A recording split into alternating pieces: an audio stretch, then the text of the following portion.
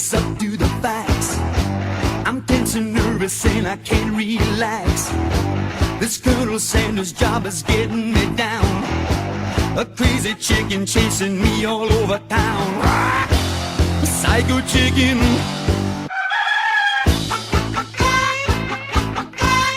Better run, run, run, run, run, run, run away.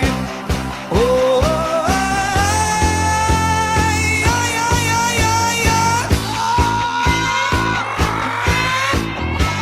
I don't know just what to do. He's got a grudge against Frank Perdue. He's clucking a lot, but he's not saying anything. I plucked him once, why pluck him again? The psycho chicken.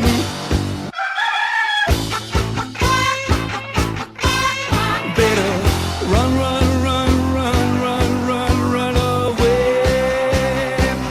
Oh,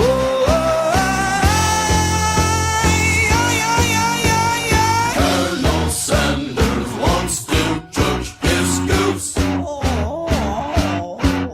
but Psycho Chicken's still on the loose. a little chicken. They caught him down in Ohio. They cut off his head and they put him in the oven. They put him in a box right next to a roll.